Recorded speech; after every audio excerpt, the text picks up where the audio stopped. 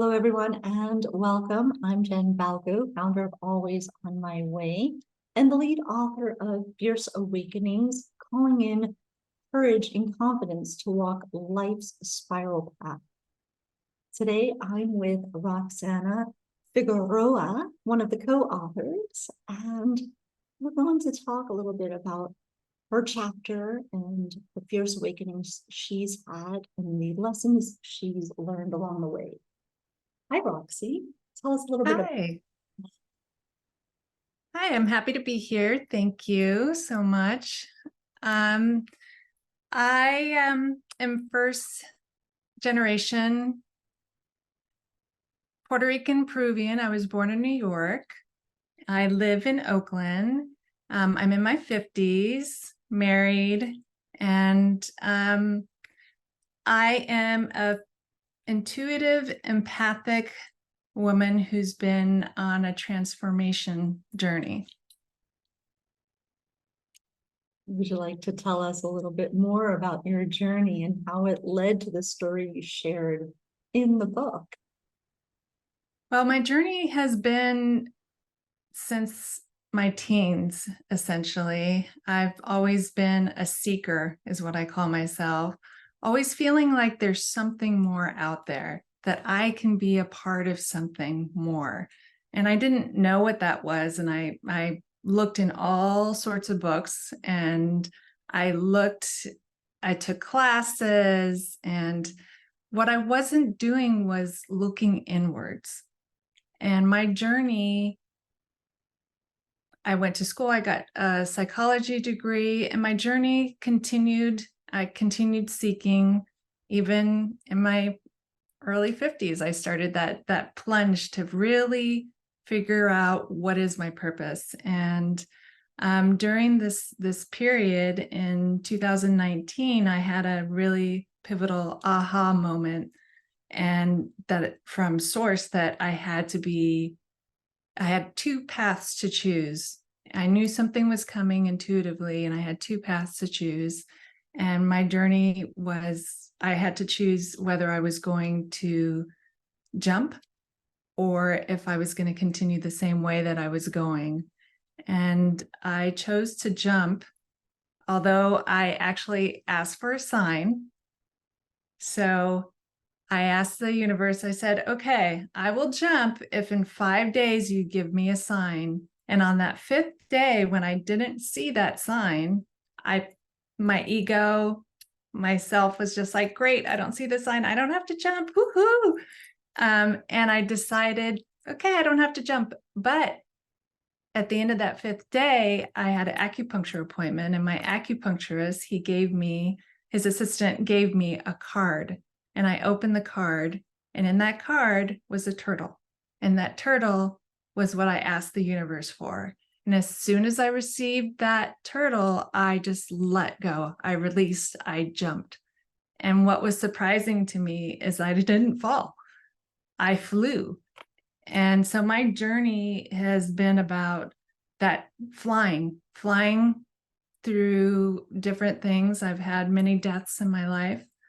Over 2 years, I had 4 deaths that happened in my life. And so it's going through the grief of that while awakening. And my story in this chapter is part of that awakening along with the grief. Well, and your chapter title is Allowing Grief and Listening for Love. And your story is so poignant on so many levels. You know, first, like you just said, this choice, you're at a choice point of having to leap in or to not leap in, right? And then hoping that you were going to fly when the net was going to appear, as that saying goes. But there's a parallel story in your book, and it's about your mom and about how you grew up. Would you like to talk a little bit about this connection? Because I feel like we're all in a choice point too, where we are carrying the weight of what maybe was, what was in our family, what was possible, or the limitations we had when we were growing up, what is in society, and how we can see beyond that. And this relationship with our mothers is so complicated sometimes. Would you like to talk a little bit about what you learned, both in the moment that you were in the story and from a little bit of distance now that you wrote, that you were able to find the words around it? Yeah, so my mom and I had a very contentious sort of relationship, because she really didn't want to be a mother. So I'm the youngest of 5 kids, and I'm sharing a little bit of her story, knowing that, of course, her story in her viewpoint and her story, my sisters and my brothers would say that her story in a different way.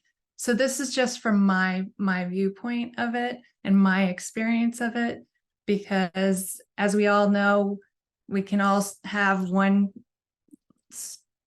journey, one thing that happens, and we all experience it in a different way. So, but this was my relationship with my mom, and I felt the responsibility from a very young child to take care of her, because of the fact that she couldn't take care of herself, didn't want to take care of herself. She had a lot of narcissistic tendencies, and she was also dealing with a lot of personal inner struggles that she was going through, not wanting to be a mother. She wanted to be in ministry. She wanted to be a missionary. So she wanted to be in missionary. She wanted to be in Africa, helping the children. And that's ironic because she couldn't be home helping her own children. So my journey with her was just, weaving in and out. And as I wrote this chapter, I was weaving in and out of my journey with my mom and reflecting back of how I was raised, and then not really showing how we came back together, because there was a certain point that she left and she went back to Puerto Rico.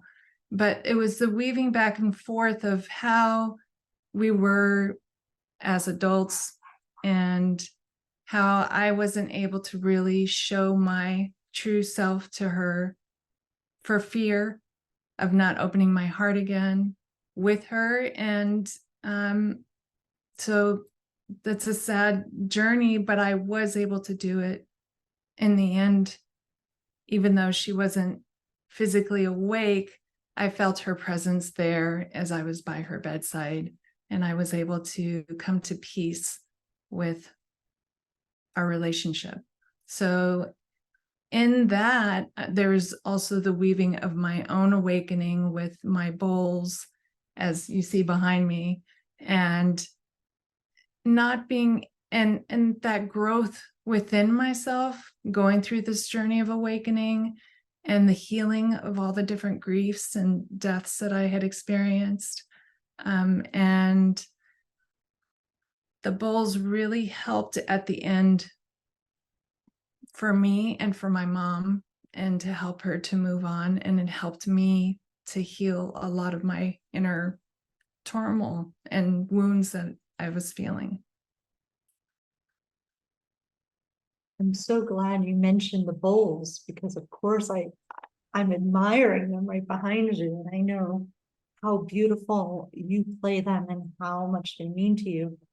And I'm glad you touched on that, because they are characters in some ways in your story, right? And what they gave you at the end, without ruining the end, it's tough to read the story to find that out. But can you speak a little bit of how the sound healing came into your life, and how that's helping you, move forward through the grief and vibrate with this higher vibration of love? Yeah. So when I jumped into functional medicine coaching. And then from functional medicine coaching, I went to embodiment. And from embodiment, I did meditation teaching. And then from there, I found sound. So all these jumps were just different downloads of information like, okay, the push to this is what's next, and not seeing that clear picture that we all want. We want that complete picture. But this was, or on a puzzle, you want the puzzle complete, you want to see what the puzzle is going to be. This is just putting the puzzles and trusting that it's going to all come together. And once I released and I just trusted and I went forward. And so when I discovered sound through that, I was like, how is that going to weave all these other things together? So we have coaching, we have meditation, and now sound. And so I just trusted, and I bought my first set of bowls, as I asked all my friends and family to please give me money instead of gifts and to help purchase my bowls. So I bought my first set of bowls when I was 50, and I started playing them. And this was for healing of the death of my father. And still brings up grief. So allowing that. And that healing took a while because he's been passed now for years, but the healing needed to happen. And with the bowls, I was able to really, really heal that grief. And because the sound of the crystal alchemy bowls, these are pure quartz, and our body has crystalline in them. And so the quartz are able to just flow into our body. It bypasses the thinking mind. So it's going right into your body and what is being held and stored in our body. And we all know that our body holds a lot. So I was able to release without the stories. And through that, with taking my program and then learning with Geraldine Glass, who's my teacher with the sound bowls, I was able to really start my inner journey of healing and knowing that, wow, the bowls spoke to me, and I knew that that was my next path of integrating the sound along with all the other modalities. Yeah.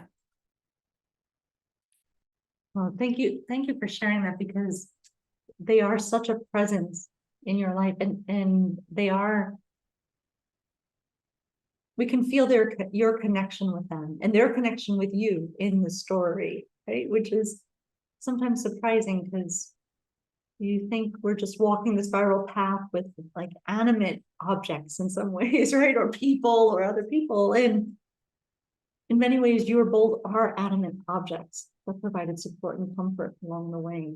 And as you move more into the sound healing, how has that helped you keep leaping in, right? Like you're talking about the spiral path all here, right? You leapt in, you went around the bend, there was another unknown, something else came up, more grief, more loss, more choice points, and then you're still in this circle.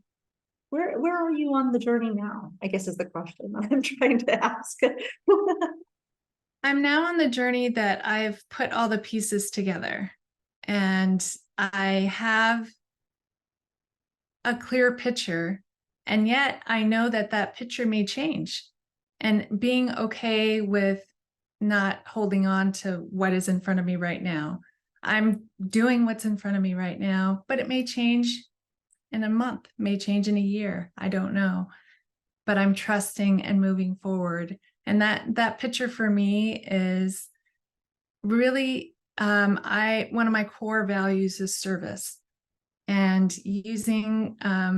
not using with the bowls. I volunteer at Charlotte Maxwell Clinic, and it's a clinic for low income women who have cancer, and some that are on the verge of being homeless also. And so I provide one-on-one sound therapy for them. And these women are also at this clinic, there's acupuncture, acupressure, homeopathy. There's all these different wonderful modalities. And sound, I'm the first sound practitioner there. And so most of these women have never heard of sound, never heard of sound therapy, never seen the bowls. So it's an amazing journey for them to just lay back and experience the bowls and really release what they're processing, whatever it is that they're processing, whether it's pain or whether it's shame, whether it's anger. The bowls are able to bypass again the mind, the thinking mind, and go to the body. And so that's one of the gifts that I love about the bowls. So service is really important, and that's part of my little cauldron that I have here. Well, it's the perfect segue into, the question I've been asking all the co-authors, because you mentioned service and you mentioned the idea of, the sound therapy and being open to the leaping in, right? You've mentioned a few of these qualities, but if you had to name 5 qualities of walking the spiral path, what would they be? Cultivating that inner wisdom,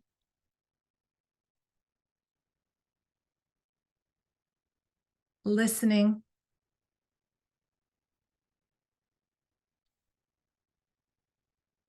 allowing, inviting in love,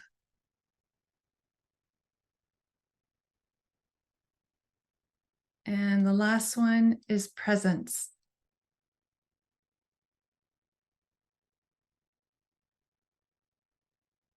Do you have a story around any of those? Which ones have been most, as you were saying them, they all resonated with me. Which one resonated the most with you? Presence. Yeah. It's cultivating that presence within yourself and presence with another person. It's a quality that I feel that is something that we take for granted. And it's when you are really fully present in the moment within yourself and with another human being, it's such a beautiful gift.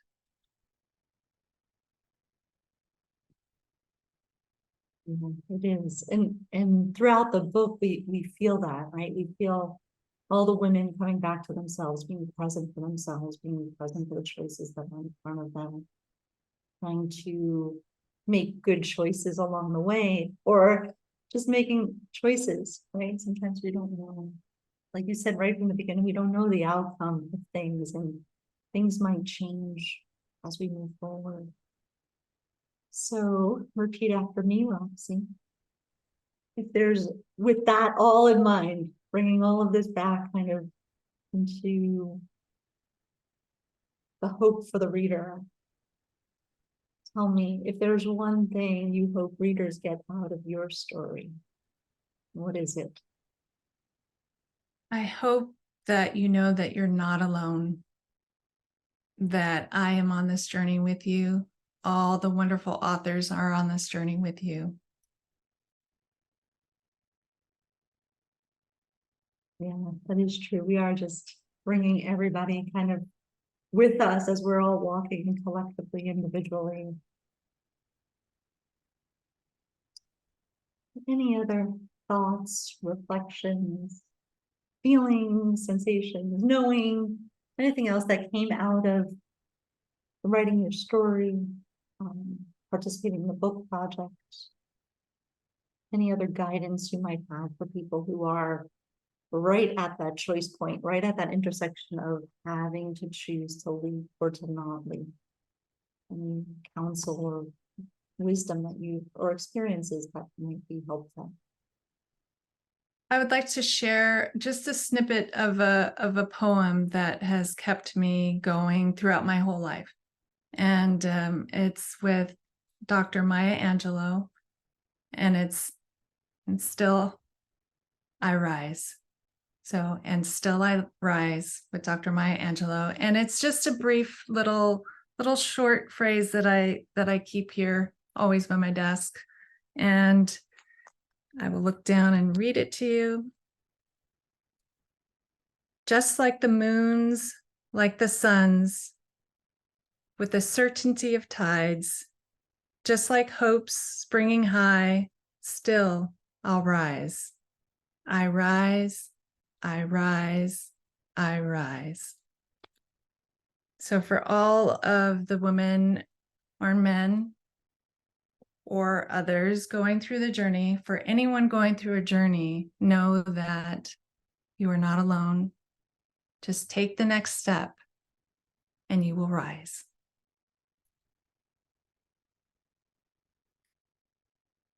Bravo. Well said. What a great poem, to bring us back, right? She's Yeah. such an inspiration, and that's all we're doing with the Fierce Awakenings, just helping everybody rise and keep moving forward and rising up. That's it, Roxy. Anything else? Any last parting words, thoughts? Parting words.